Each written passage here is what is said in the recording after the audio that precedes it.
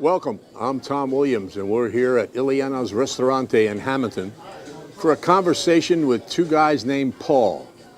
Paul Rodio, who won more basketball games than any coach in South Jersey history, and Paul Sacco, who won more football games than any coach in South Jersey history, and they're both longtime Hamilton residents. We'll be back with Paul Rodio and Paul Sacco right here at Ileana's Ristorante.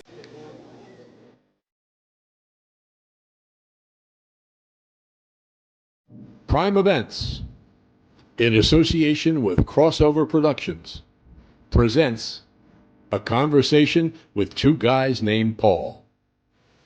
Brought to you by Ileana's Ristorante, 705 12th Street in Hamilton. Diners in Hamilton have known Ileana's for decades. For the rest of you, it's worth the trip. Also by Toyota of Vineland on Delsey Drive since 1991. And St. Augustine Preparatory School. Education is the most important investment you will make. Now we begin the conversation with two guys named Paul back at Ileana's Ristorante.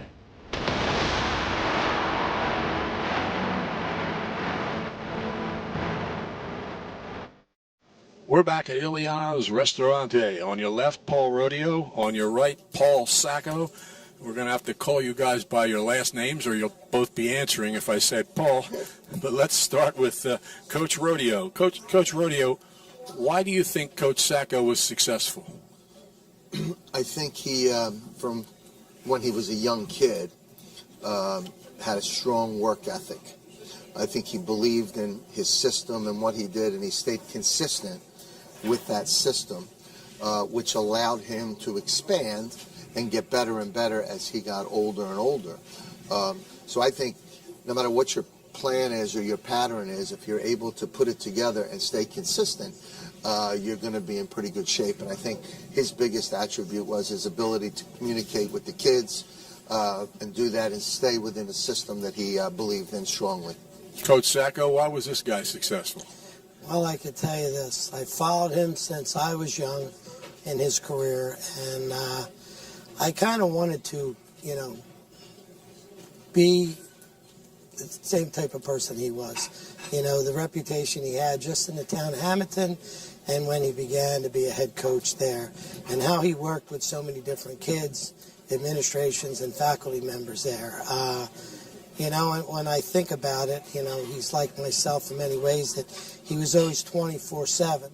And for him to do what he has done at St. Augustine over all these years, I can't even keep count of all the wins that he has, but it's exceptional. And the thing I wanted to also thank him for is that, when things kind of went a little bit sideways this year, the morning after he was at my door, heard the doorbell ring, and he was the first one there to kind of, talk to me a little bit about things. And I will never forget that, always appreciate that. Coach Sacco, when did you know you wanted to be a coach?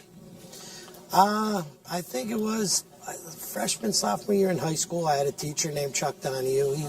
To me, he was my mentor, and I watched him throughout my high school career, and he coached me in football and baseball. Jim Gallagher was my head coach, and, just seeing him, I felt that this is what I always wanted to do.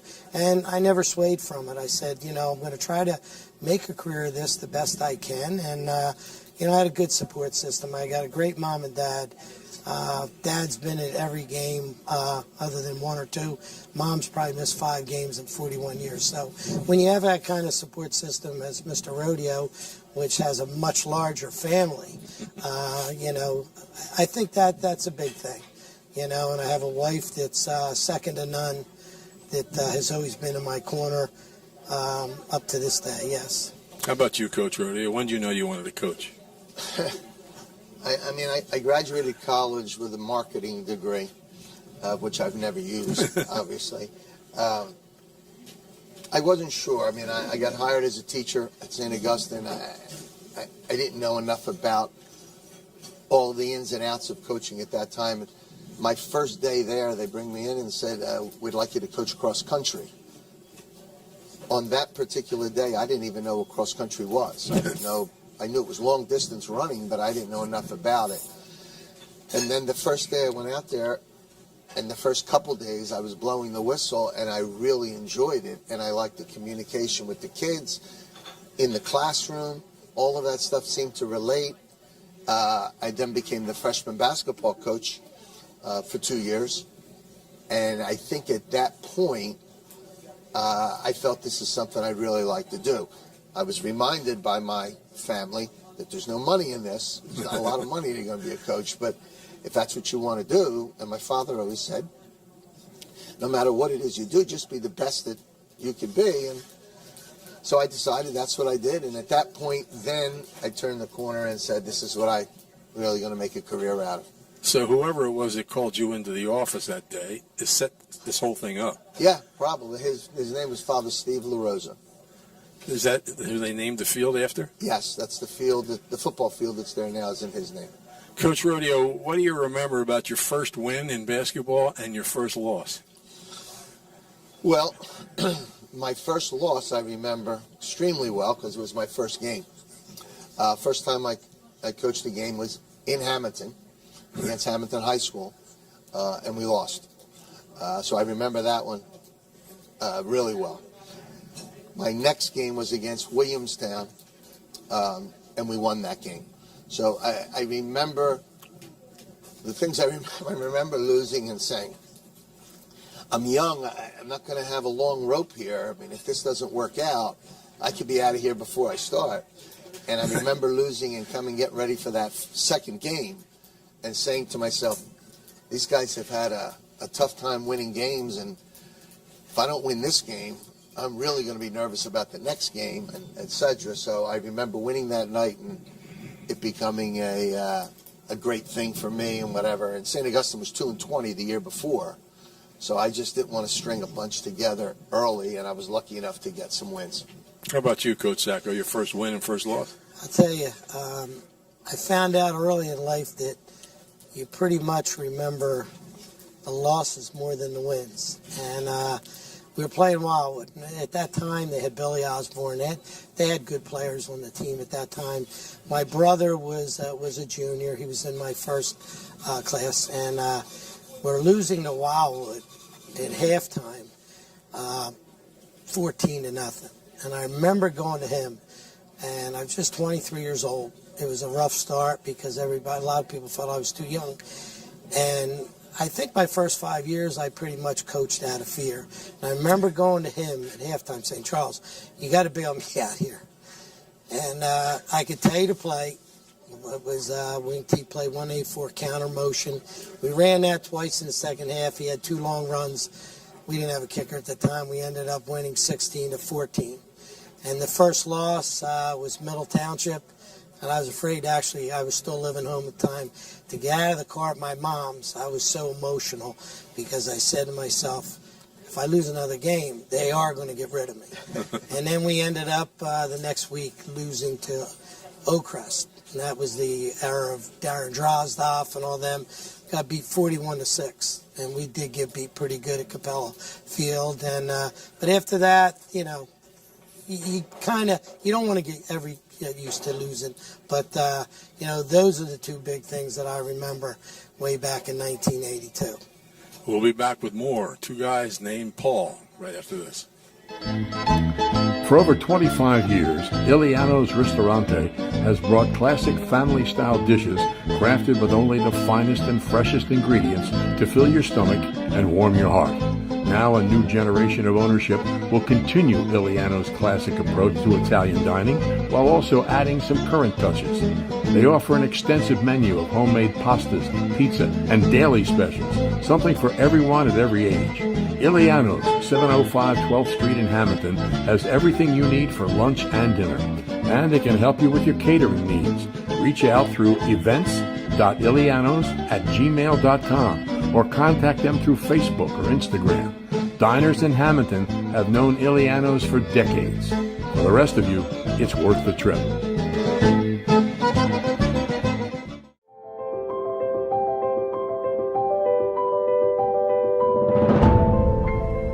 St. Augustine Prep students defy conventional classifications. They are not simply students or athletes or artists. They are young men of multiple interests and talents. Young men filled with curiosity and a desire to better themselves and those around them through a top-notch education rooted in the Augustinian values of truth, unity, and love.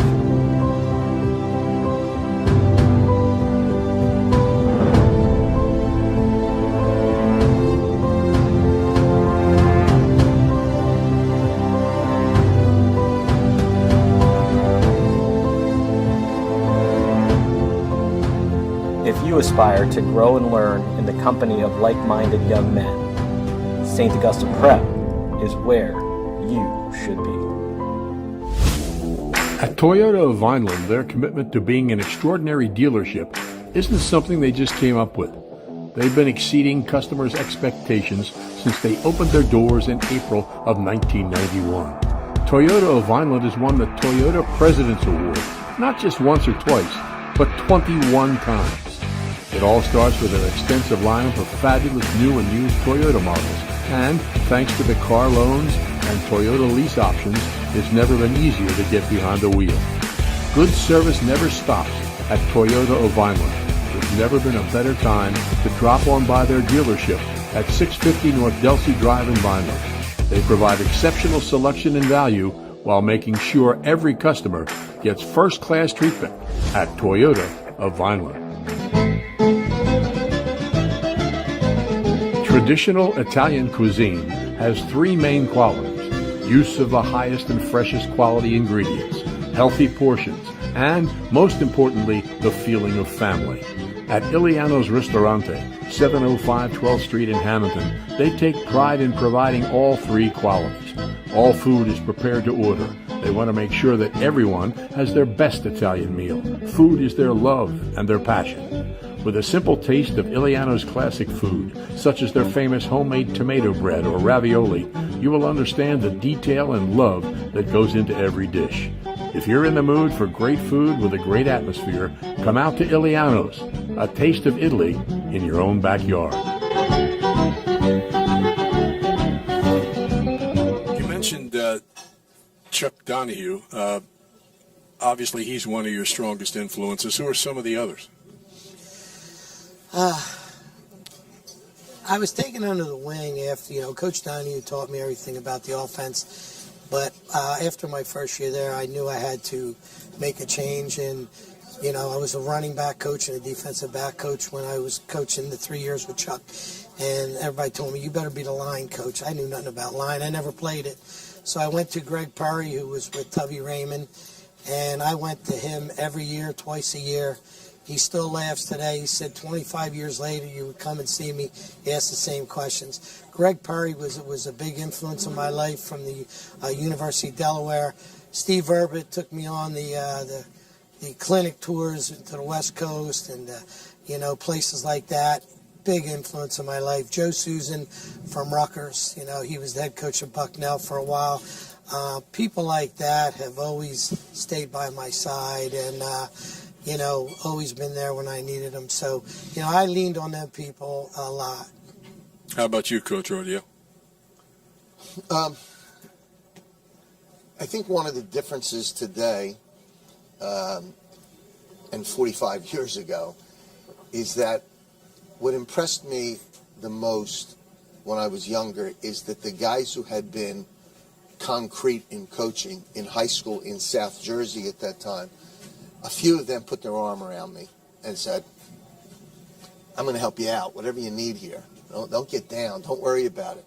In fact, I remember a day that the two people that helped me the most probably would have been Jimmy Mogan and Art DePatry.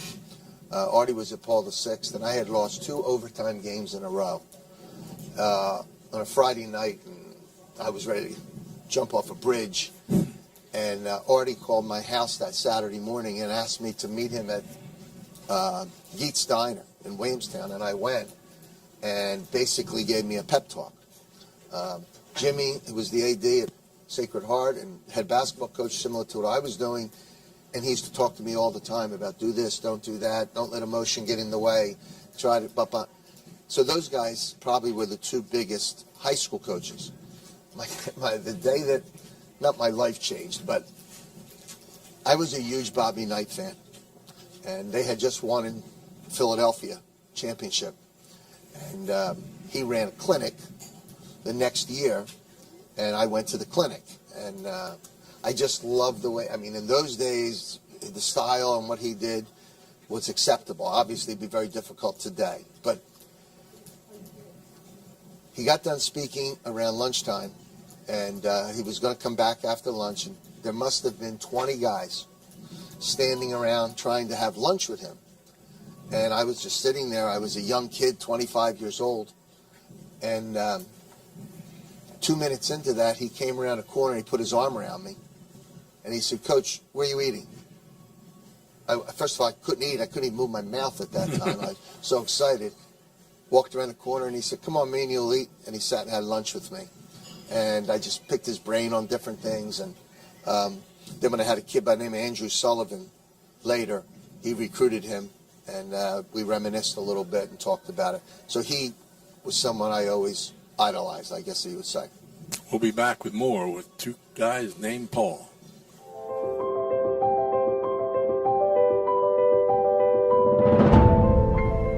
St. Augustine Prep students defy conventional classifications.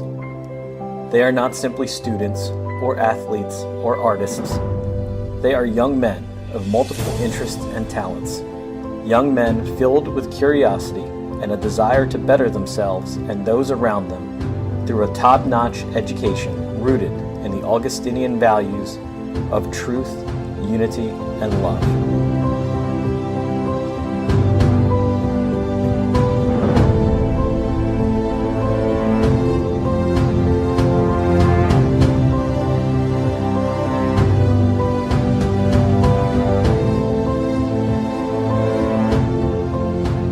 If you aspire to grow and learn in the company of like-minded young men, St. Augustine Prep is where you should be. Coach Rodio, tell us about your family life. It's a big family, we know that, and your own sports experience as an athlete. My own sports experiences as a player? Yeah. I'd be done already talking about that. I was a hustling kind of kid, but I wasn't very good. In today's standards, I would never be able to play like some of the kids that are playing today.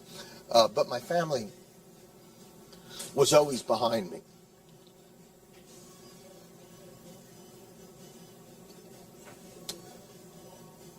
My mom and dad were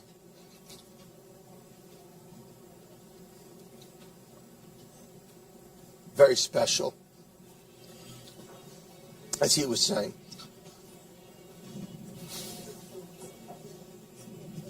But I was lucky. My brothers and sisters and my young kids have always been behind me, and I take a lot of pride in that. And I think that today, if you're going to be successful, any young kid that comes into coaching, what I tell them all the time is you better have the support of your family. So like he said, in his case, the same with me. My wife has been there, and how many nights I came home late and leave the next morning to go to practice or whatever it might be. And so I've had tremendous support from my family. Was your dad an athlete? No. He yelled a lot, so he would have been a good coach, I guess, because he was pretty loud. No, he wasn't an athlete. He's a hard worker, and just a tough guy. And just I can remember some of the things him saying to me growing up as a young coach that sit back here. Like I can remember him one time asking me to go to work. I used to work with him, and I hated every minute of that, and said, "Be here at 8:30 tomorrow morning." I said, "No problem." So I rolled in at 8:30, and I could remember it like it was yesterday. Him looking me in the eye saying, "When you're supposed to be somewhere at 8:30, that means 8:15, because you're late if you're here at 8:30." And it stuck with me, so I became a time guy. I'm not a guy who likes somebody coming in late. I'm early for everything I do. So, he was not a jock, but he was behind me, and I thought that was important at the time. Coach Sacco, was your dad an athlete? No, he was a banker here in town his whole life and got moved around toward the end of his career. And, he was just a good support system. And at 92 years old, there's not too many people that he's been at. If I've been involved in 440-something football games, and he's been there, I've only missed, a couple.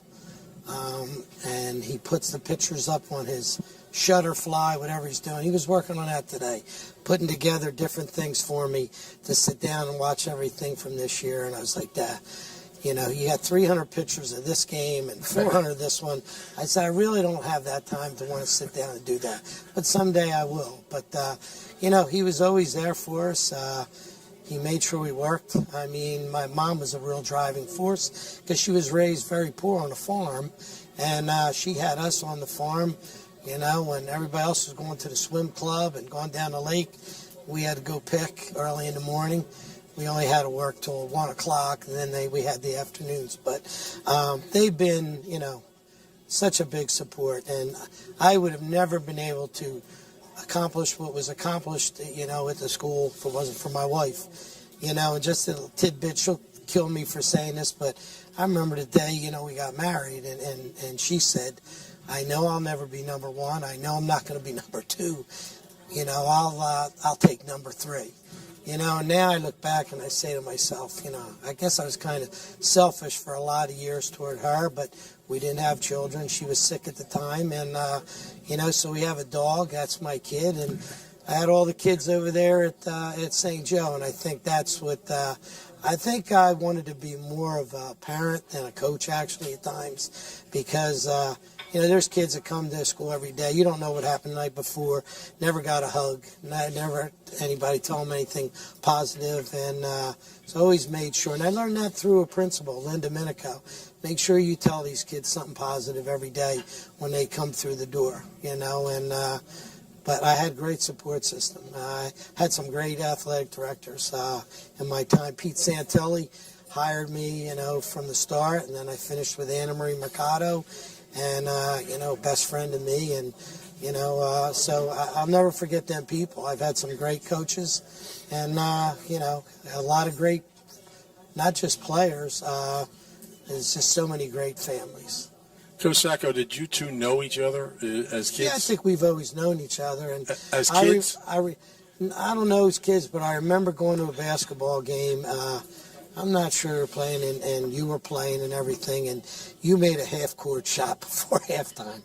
And I remember laughing because you were little as I was, and that's always stuck out in my mind. I couldn't tell you. You might have been playing St. Joe or Hamilton, whatever, but I just remember that and followed him my whole career, And here you are saying you couldn't play. You're shooting from half-court. Well, I hit one. That was luck. I can tell you that. I don't know if he threw it like underhand like this or whatever, but I just won't forget that. And we asked you, earlier about your first loss and your first win, Coach Rodio. What's your most memorable win and toughest loss? In 1982, we won a state championship. I was a kid, and we had played Bishop Bailey. We were playing Bishop Bailey Ellert, who had beaten St. Anthony's 3 times that year. And the last one was the North Jersey final to get to the game. We used to call it the Brendan Byrne Arena. I don't even know what they call it today. It's probably not even there. It's probably a new building that's there. But we played them there. Camden played someone right after us, so it was 9,000 people in this place. And St. Augustine had never really been at that level. And we won in overtime, won a state championship. And obviously that kick-started where I would go and what we would do after that. And through the 80s, we got better and better and better. But I think the 82 win was probably the one that I would have to kick out as saying that's the one that got everything started for us.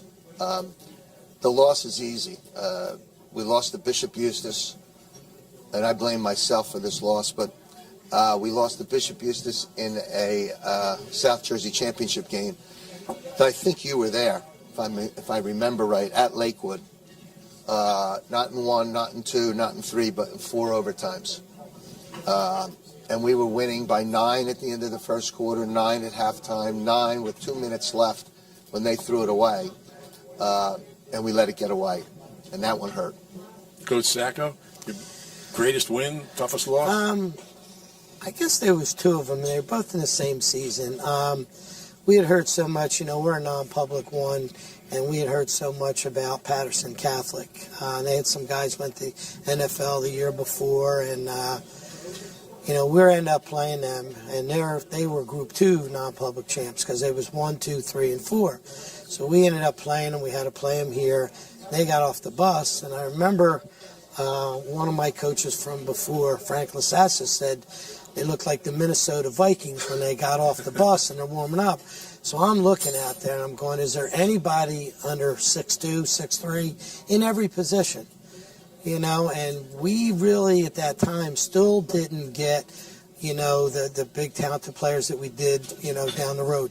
It did start with Hargraves and Adams from Pleasantville, but we went out there that day. We didn't know what to expect. We ended up beating them 33-13. I thought that finally gave us the respect that we needed, put us on the map. I still have the big poster of it and the picture and the comments and stuff. And then that same year we ended up playing Queen of Peace. We went up and watched them, and I was like, they were second us there. I'm going, what are we going to do here? We played them at Raritan, or Neptune High School, I think, and we go out there, and I'm like, man, do we even have a shot here? And we ended up breaking it open in a 5-minute span, winning 33-12 or something like that. And the funniest thing was, in the timeout, the kids from Patterson Catholic were in the end zone hollering to the Queen of Peace kids, I told you it was coming. I told you it was coming. And I'm thinking to myself, wow. And that was Jack Corcoran, Simone, Brannigan, Dunnett, that whole group there. And I thought that really took us, to another dimension, another heights. But believe it or not, I think the toughest loss for me was the last game this season. Last season? This season.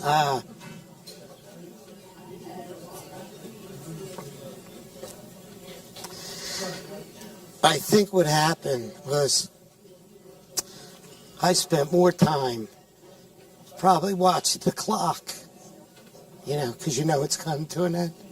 That was it. So for me, we tried to get the kids prepared. We played DePaul that night. On Friday night, we got home 2:30 in the morning. We traveled 3 hours. And the whole thing in that game was, I said that we're so out, man. I'm watching them warm up. We got 23 kids dressed. They had more cheerleaders, more offensive linemen, warming up. And I said, going into the fourth quarter, we tied it. And I said, at least they know we're here. We'll be back with more. Yeah.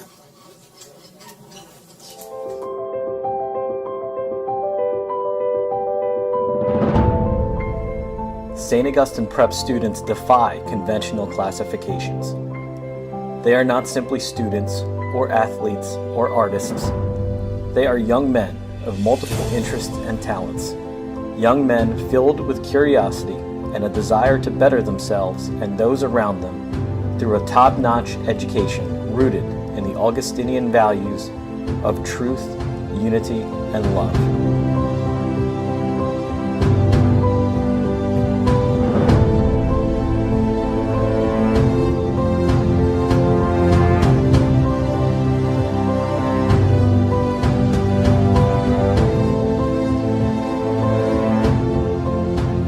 If you aspire to grow and learn in the company of like-minded young men, St. Augustine Prep is where you should be. At Toyota of Vineland, their commitment to being an extraordinary dealership isn't something they just came up with. They've been exceeding customers' expectations since they opened their doors in April of 1991. Toyota of Vineland has won the Toyota President's Award, not just once or twice, but 21 times. It all starts with an extensive lineup of fabulous new and used Toyota models. And thanks to the car loans and Toyota lease options, it's never been easier to get behind the wheel. Good service never stops, at Toyota of Vineland. There's never been a better time to drop on by their dealership at 650 North Delsey Drive in Vineland. They provide exceptional selection and value while making sure every customer gets first-class treatment at Toyota of Vineland. I'm going to throw out some names here, and you tell me what comes to mind. Coach Rodio, Larry Aldridge.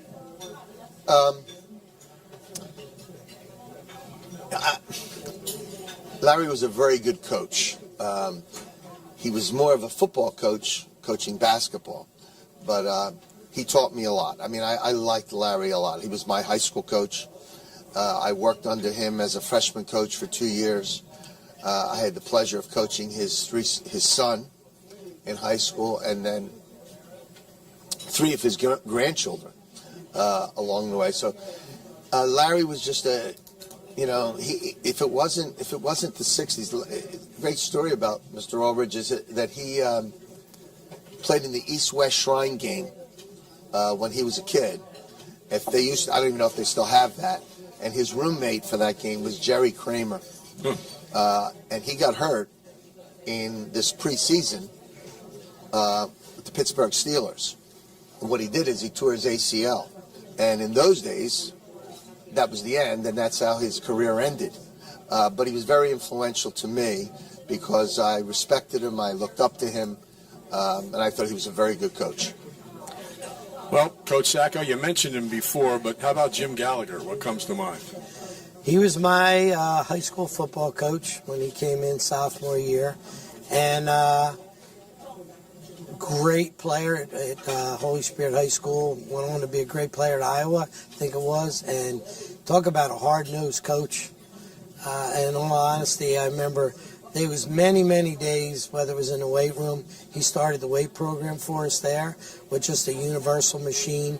There wasn't too many days you liked him, but you knew that, as you got older, you knew why he was doing it, to make you tough mentally and physically. So, he was another person that, was instrumental in me getting started with Coach Donahue, giving me an opportunity.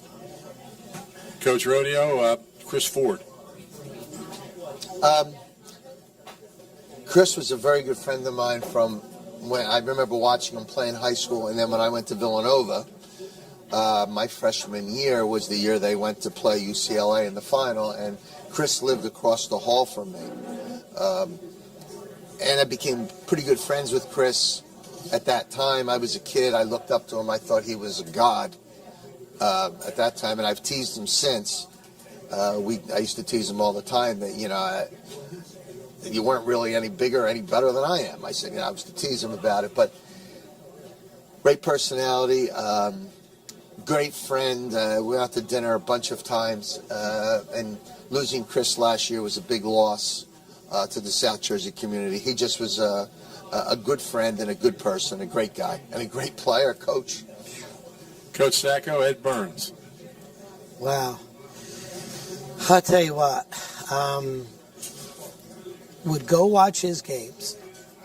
My wife's a graduate from Holy Spirit, and she was a cheerleading captain there with the Corcoran's dad and all that. And I would go watch him, just the excitement, just the way he got dressed for games.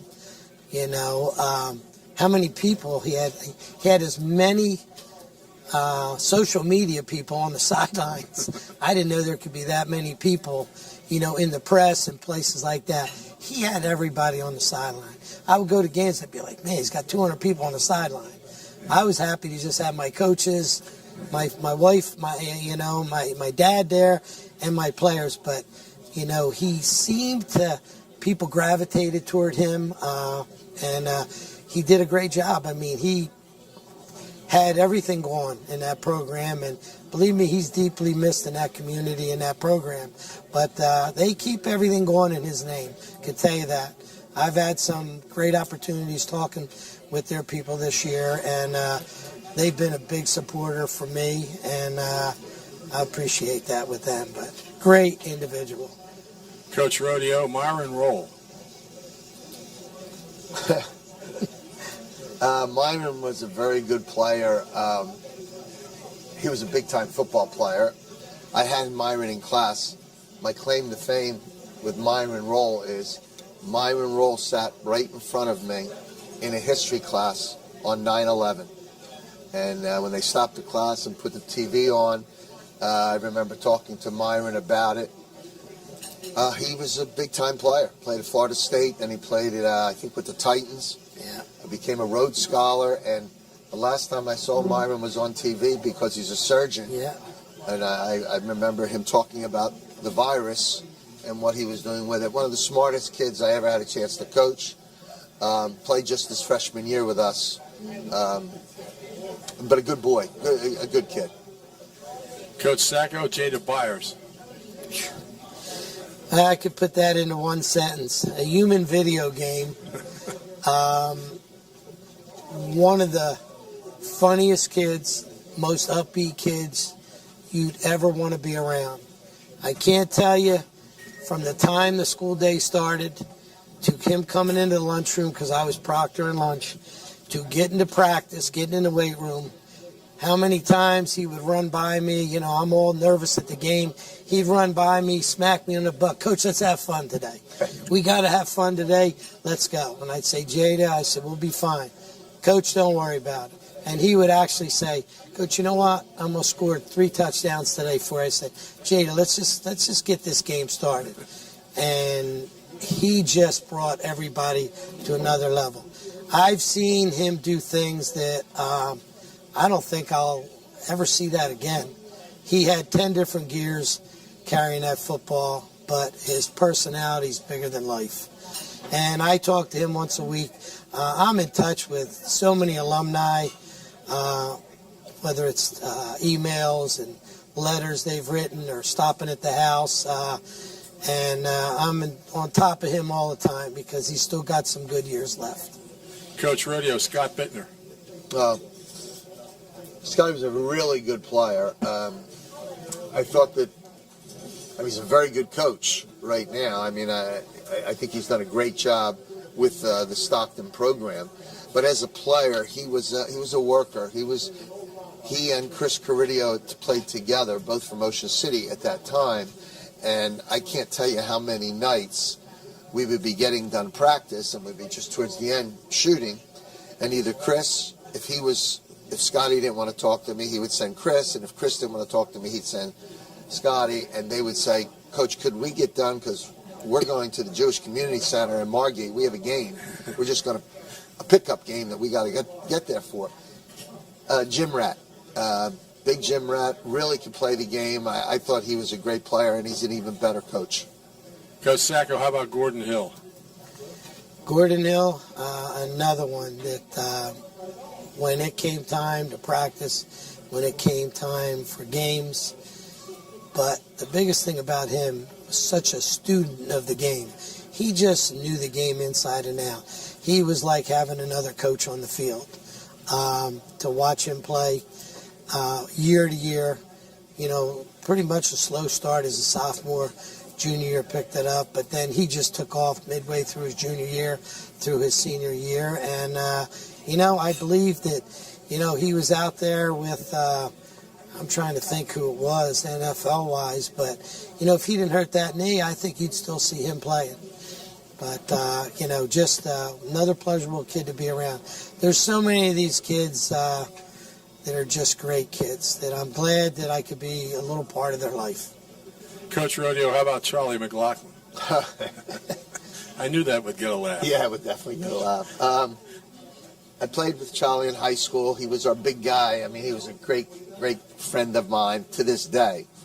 But he was similar to like Coach was explaining, Jada, I mean, he was a clown. He would fool around. He would tease me constantly. And as I said, we played middle last year. He was in Florida, you know, on his boat. And I got a text from him on my bus ride over to middle. He said, I'm home for one night. I'm coming over to the game. And he came over to the game. He still follows us to this day. So, Charlie, great friend. The best word I could say about Charlie is a friend, and a good one. Has he ever taken you out fishing? I went with him on a boat one time, I'm not really a boat guy. I'm not, into all that. He's always tried to get me to go a little bit more, but Charlie, just a great person to be around. And Coach Sacco, how about the Horn brothers? Just spoke with them yesterday. You talk about two individuals that pretty much had a tough life, and grandma raised them most of the time, back and forth with mom, and two kids that were inseparable. We knew when it came time for college, I said, you guys might have to separate. And they had opportunity to separate. They said, we'll not separate. Them two are inseparable. And now they started their own company. It's called Twin Peaks. They're both teaching up in Connecticut somewhere, and they're both coaching football. And when I talked to their athletic director, I said, what a pleasure to have these two kids in our system. I was hoping that they come back here someday and would maybe be able to coach with me, or maybe I could coach with them, but never, when kids are having a good time in high school, going to parties, they spent a lot of time at my brother's house because they went to school with my two nieces, Carlene and McKenna, and spent a lot of holidays there for dinners, and they just always stay in touch. When there was parties in high school, parties in college, they said they would not even be there. They just stayed away from that lifestyle. And that's why they're so successful today. But you don't meet too many kids, especially twins like that they really have their stuff together. And they're going to be real successful. We'll be back with more. At Toyota of Vineland, their commitment to being an extraordinary dealership isn't something they just came up with. They've been exceeding customers' expectations since they opened their doors in April of 1991. Toyota of Vineland has won the Toyota President's Award, not just once or twice, but 21 times. It all starts with an extensive lineup of fabulous new and used Toyota models, and thanks to the car loans and Toyota lease options, it's never been easier to get behind the wheel. Good service never stops at Toyota of Vineland. There's never been a better time to drop on by their dealership at 650 North Delsey Drive in Vineland. They provide exceptional selection and value while making sure every customer gets first-class treatment at Toyota of Vineland. You can satisfy your craving for authentic Italian food right in South Jersey. Iliano's Ristorante in Hamilton offers an extensive menu of homemade pastas, pizza, and their famous tomato bread. Iliano's has everything you'll need for a classic meal in a casual atmosphere. The Ristorante is open every day except Monday at 11 a.m. until 10 on Friday and Saturday, 9 Tuesday through Thursday, and until 8 on Sunday. They can handle everything from large groups of celebrities to a quiet dinner for two. Their party room can seat 100 people. And their happy hour stretches from noon till 6 every afternoon, Tuesday through Friday. With discounted beverages and an exclusive menu only offered in the bar and lounge. Iliano's Ristorante, 705 12th Street in Hamilton. Phone them at 609-561-3444. Coach Sacco, you mentioned her earlier, but there's a saying that behind every great man is a great woman. So tell us about Mrs. Sacco. I'll tell you what. Really, she'll get mad I say this too. I'm surprised she stayed with me this long because I was never around. I mean, 24/7. If I wasn't in the building, I was on the field or I was at the weight room. We'd play on Friday nights. Coaches meet Saturday morning. Saturday afternoon, I'd go back, watch some film. Saturday night, we'd go to get something to eat. She'd cook dinner. I'd say, I got to go back Saturday night just from 7 to 9. Sunday was all day. We'd have dinner. Sunday night, I would go back 7 to 9. So she just was always very supportive. She knew I had to do that in a small school to keep going because there's not a lot of bells and whistles in a little school like that with such low enrollment. And we always had a saying, we do more with less. and putting together a weight room like we had all them years.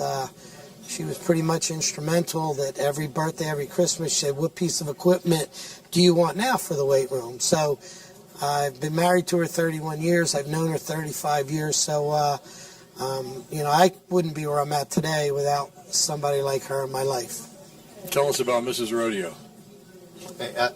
Almost verbatim what he said, the same thing. I mean, only difference is I've been married 48 years. I've been coaching 46 years, so she's been with me right from the beginning. And she kind of understands and knows that you're coaching basketball, that it's a really tough winter. And I tell kids all the time, my famous joke to them was, I don't want to hear anything about a ski trip because we have basketball. My wife wanted to go on a ski trip for 40 years, and I tell her all the time, you want to watch skiing, go turn on Wide World of Sports, because it's not going to happen, and you can't do certain things. So she's kind of been very good with everything I've done, and I would never be sitting here today if it wasn't for her. That's for sure. Coach Rodio, who are the best players your teams have faced that come to mind right away? Bobby Hurley Jr., underrated. Now, underrated. He played at Duke and he played in the NBA. But most people would pick some, he played against Samuel Dellenberg, some really good, just a lot of good players. But Bobby Hurley was maybe one of the best. Terry DeHare was on his team. He played with the Clippers for about 3 years, and I know he was very difficult to play against. Playing against St. Pat's and Samuel Dellenberg, who we beat in 1999 for a state championship. Kyrie Irving, I can remember playing Kyrie. We played at Cherry Hill East. They beat us up pretty good. And the next year we played St. Pat's at St. Augustine. Again, I can remember you across the gym in that game. And we lost, but it was a very competitive game and a good game. And I'm in the locker room, head down, upset. And who comes in with a Pepsi is Kyrie. And sat down and said, "Oh, what a pleasure it's been playing against you guys. And you always make this, always a fight. And it's a great game." And blah, blah, blah. So I know everybody thinks he's a diva and a tough guy to get along with. But I always liked Kyrie. I thought he was a good kid. Yeah, I agree. As we're taping this, Rob Strickland has just died from Pleasantville. Oh, really? Yeah. That Ken Leary team had 4 1,000-point scorers. What do you remember about them?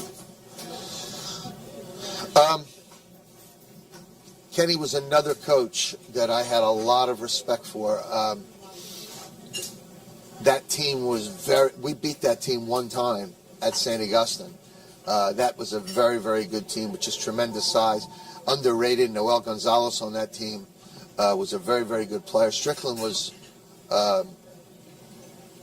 for that time period in the late 90s, middle 90s, was basically unstoppable with his size. I mean, there was nobody there that could really play with that kind of kid. He was very, very good.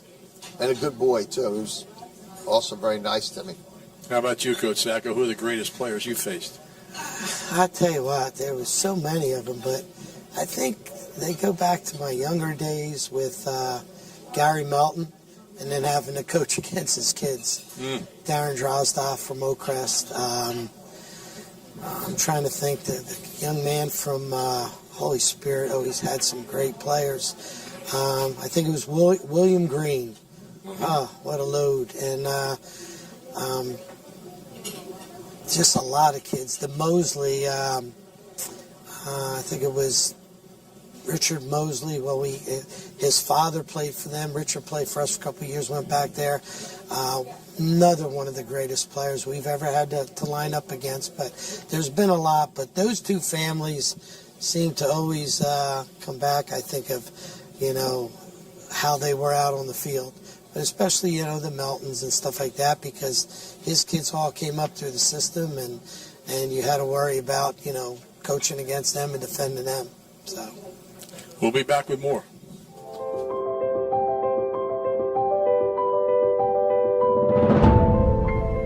St. Augustine Prep students defy conventional classifications. They are not simply students or athletes or artists. They are young men of multiple interests and talents. Young men filled with curiosity and a desire to better themselves and those around them through a top-notch education rooted in the Augustinian values of truth, unity, and love.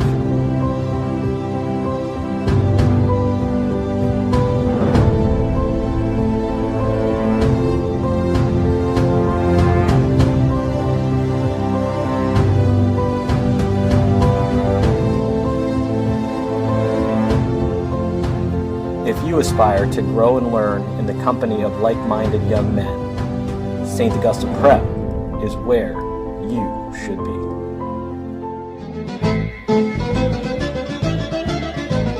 Traditional Italian cuisine has three main qualities: use of the highest and freshest quality ingredients, healthy portions, and, most importantly, the feeling of family. At Iliano's Ristorante, 705 12th Street in Hamilton, they take pride in providing all three qualities. All food is prepared to order. They want to make sure that everyone has their best Italian meal. Food is their love and their passion. With a simple taste of Iliano's classic food, such as their famous homemade tomato bread or ravioli, you will understand the detail and love that goes into every dish. If you're in the mood for great food with a great atmosphere, come out to Iliano's, a taste of Italy in your own backyard. Coach Rodio, can you put into words what happened 2 years ago, health-wise? I mean, we all know what happened roughly, but from your point of view. It was a scare, and a bad one. I had COVID, and I feel it's like I feel today. Never really got sick from it. And being a diabetic, I was a little bit nervous, with that. And I had been out of school for probably 3 or 4 days, 5 days. And I remember telling my wife on a Wednesday, I was feeling a lot better. I went to get a blood test, and it was negative. And I said, I think I'm going to go to school tomorrow. She said, well, you've been out all week. Wait until Monday. No problem. Friday, I just didn't feel right. And at night, I remember going downtown Bonnet. I can't feel my toes. She said, oh, my God.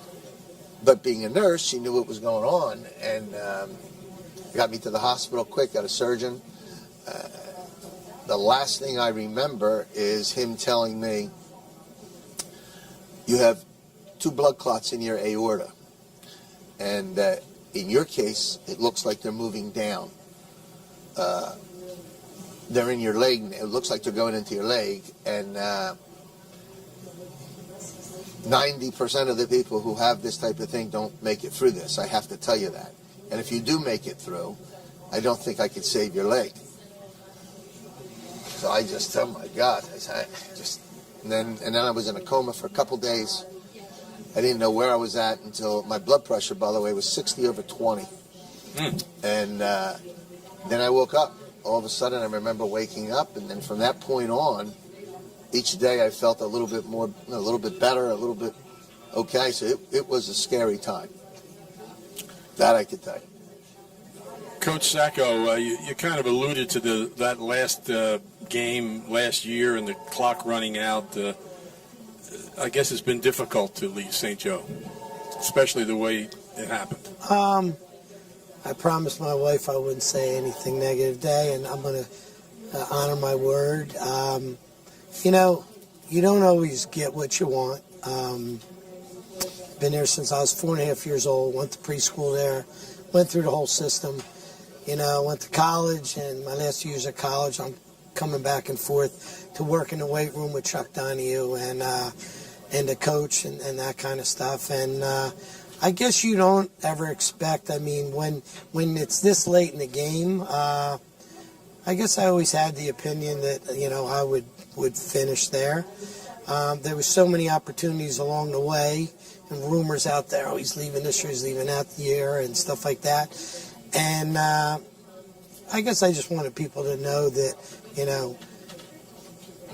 you read between the lines and basically, this late in the game, you don't walk out on a situation unless, the situation warrants that. And but I made a decision to come back because, I didn't want to be that guy that, July 25th, you're walking out on the team, whether we were going to be good or bad, and plus a whole new coaching staff. So that was my whole thing. I just wanted to get them through it. We really had no talent on the team. We didn't have numbers. We probably shouldn't have won a game.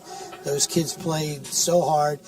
When you look at them kids, when you think about St. Joe football, you think about character, and that's a big word, my vocabulary for teams. And, if you want to talk about an old-fashioned football team, this year, them kids stringing together those games, and,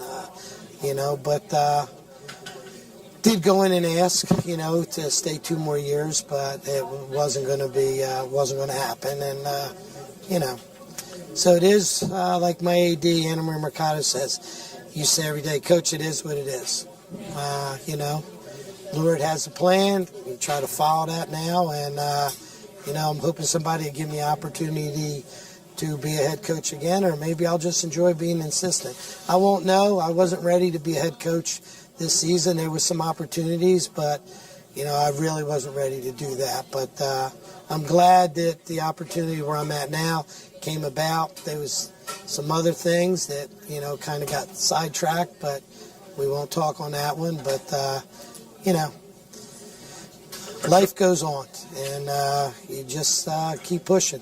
What I used to tell the kids used to be one day at a time. It's one step at a time, and that's it. I'm still doing what I've always loved to do, and that's important to me and my family, and I have their support. So I understand they had a nice dinner in your honor, though.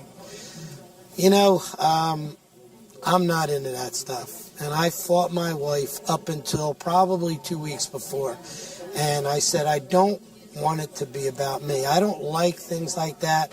I was very nervous coming here today. I was always nervous talking to my team after the game when you got parents standing around. My wife would holler at me after. I'd say, you won the game, but why were you so mad? You could have been a little nicer. But, she had a committee. John Franchini was the Toastmaster who played for me, lived with us for a while.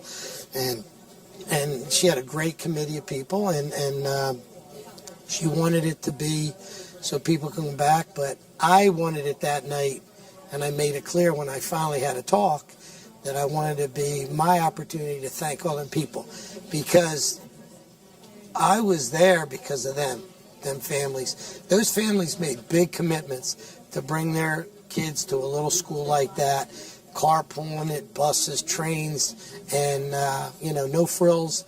And those kids knew that they had to give up. They were going to lift 11 months, 3 weeks a year. They had 1 week off. And a lot of them kids didn't even want that week off. So we had built a great culture there. But her doing that night, I realized that I did touch some lives.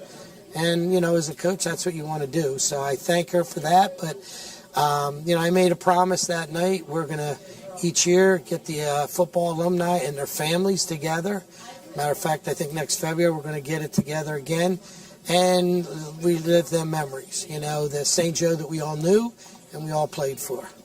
So. And what about January 11th, the win number 1,000? What was that night like? Well, I tease a lot of my former players that, Tom Baruffi I talked to me, right around that time. I said, well, if you could cover a player, I would have gotten this thing a week and a half ago because we let that kid get open, et cetera, et cetera. That's a thrill. There's not that many people have done it. The phone calls I got from Bobby Hurley's, et cetera, and college coaches that have been around congratulating me. It's nice, but what Coach just said is the key. You look back at it, and I think I have been able to touch a lot of people, and that's great. I think the wins are great, fantastic, but it doesn't make you any better of a coach or worse of a coach if you lose, etc. As long as you're staying true to your beliefs and philosophies, and a kid is a better person when he leaves. And I think I've been lucky enough to be able to do that. So was it special? Yeah, obviously it's a lot of wins, but more important was the amount of people I touched. And the guy that made the video was ready. That was a beautiful. It was a very good video, very nice. I thought it was really neat. They also made a video when I first came back after being sick, which was really neat. So I've been very, very lucky. We'll be back with more. Two guys named Paul. For over 25 years, Iliano's Ristorante has brought classic family-style dishes crafted with only the finest and freshest ingredients to fill your stomach and warm your heart. Now a new generation of ownership will continue Iliano's classic approach to Italian dining while also adding some current touches. They offer an extensive menu of homemade pastas, pizza, and daily specials, something for everyone at every age. Iliano's, 705 12th Street in Hamilton, has everything you need for lunch and dinner. And it can help you with your catering needs. Reach out through events.ilianos@gmail.com or contact them through Facebook or Instagram. Diners in Hamilton have known Iliano's for decades. For the rest of you, it's worth the trip. At Toyota of Vineland, their commitment to being an extraordinary dealership isn't something they just came up with. They've been exceeding customers' expectations since they opened their doors in April of 1991. Toyota of Vineland has won the Toyota President's Award, not just once or twice, but 21 times. It all starts with their extensive lineup of fabulous new and used Toyota models. And thanks to the car loans and Toyota lease options, it's never been easier to get behind the wheel. Good service never stops at Toyota of Vineland. There's never been a better time to drop on by their dealership at 650 North Delsey Drive in Vineland. They provide exceptional selection and value while making sure every customer gets first-class treatment at Toyota of Vineland. Coach Rodio, how has coaching changed?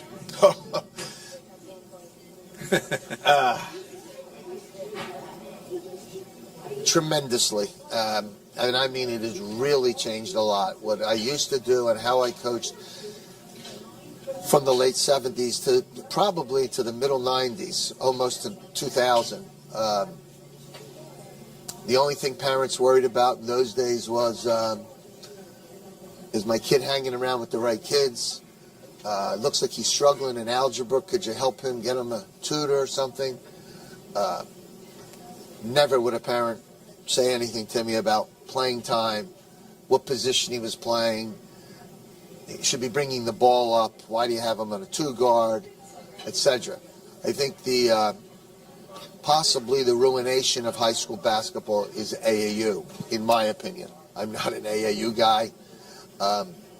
It changes, and I think it fills their heads with a lot of things that they think they could do or should be doing, and come back to me, why aren't you letting my kid do this? You have to walk on eggshells to coach now. It's much, much more difficult today than it was for 30 or so years that I did it before. Most of the kids are the same. They still have a great work ethic, but you're fighting 5 or 6 different avenues along the way all the time. And it is definitely taking some of the fun out of what I've done my whole life. How about you, Coach Sacco? We seem to always try to attract the type of kids we always had, but I think the ruination, I say it all the time, is this social media, the phones and stuff like that. Kids coming down the weight room, they're not allowed to have their phone, and they're walking in, and we would have a thing, they put their phone in, and next thing you know, if they're in the locker room, and I said, what are you doing? And I'll text my dad. Your dad's at work.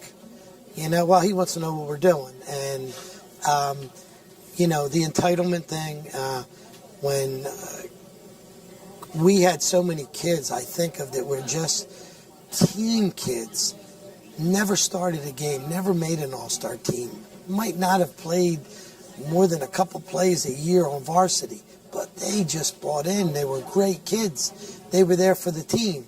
Now it's, am I going to start as a freshman? If not, I'll go to here. And I see kids giving up playing in a good structured program these days to go to a program that might not have much success, but I'm going to go and play. So that matters to me. Personally, I want kids that, you know what, I got competition. It's going to make me better. And we've had parents come in and say, listen, I want my kid playing on the same team with Hargraves or Corcoran or them. And be like, what did you say? But now, it's different. My kid's got a lift 3 days a week. Well, I have a trainer for him, But I stuck to my guns, and we probably lost a lot of kids over the years, because we disciplined them. We weren't going to let things slide. My biggest two things I always prided myself on is being consistent and persistent. And my wife always says, man, you're like a dog on a bone. You won't let go of it. You just won't give up on it, and that's why I'm sticking in coaching right now, because I want to keep coaching. Well, that leads into the final question, Coach. What goals do you have left? I did a bucket list at the end of the year, before the end of the year. And when I looked at it, I said, man, everything that I wanted the program, not me, to accomplish was done. Everything. When we first started, you think we could be like in the top 50 in South Jersey? Do you think we could be win a Cape Atlantic League championship? Think we can get some kids on an all-star team, an undefeated team, be ranked in the state, be ranked number one South Jersey. So all that was accomplished through great families and kids. Now I want to continue to do that, but I think I also want to help young coaches, and I'm working with one right now. Chris Mancuso is a star wrestler and football player. Holy Spirit is that he just reminds me of me. He's nonstop. He's 31 years old. And I told him, I said, listen, I'm doing the same things today as I did when I was your age. So you're going to have to maintain that your whole career, because it's hard to get the program to the top, but what's 1,000 times harder is keeping it there. And we were able to keep it at such a elite status the last 25, 30 years. Can that still happen there now? I don't know.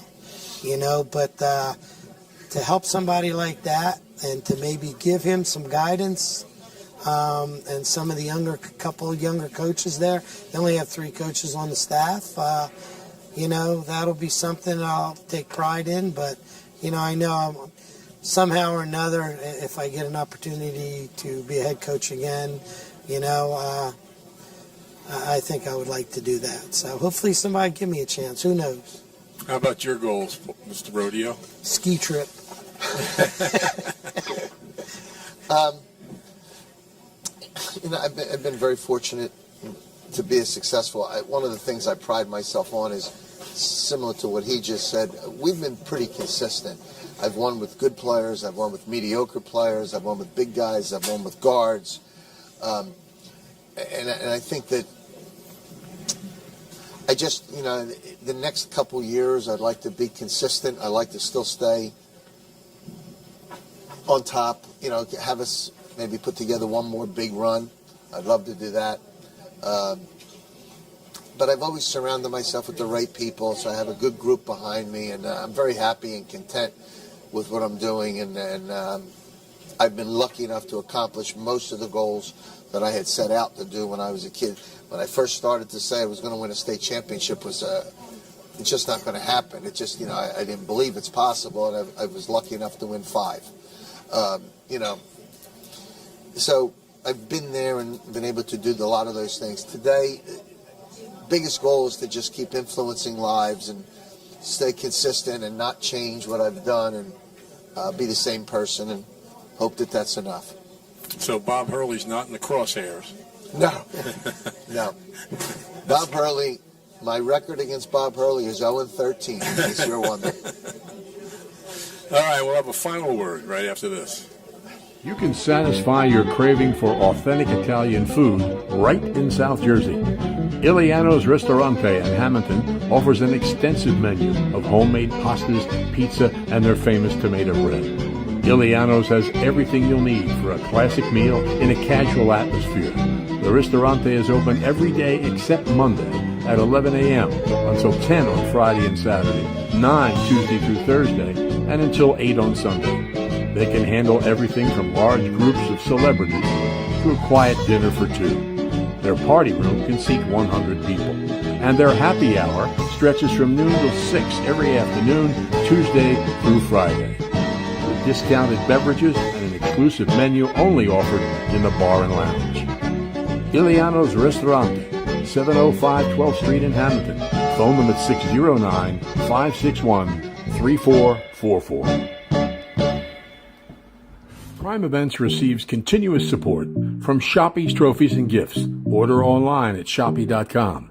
Calvi Electric, with over 110 years of excellence in electrical contracting.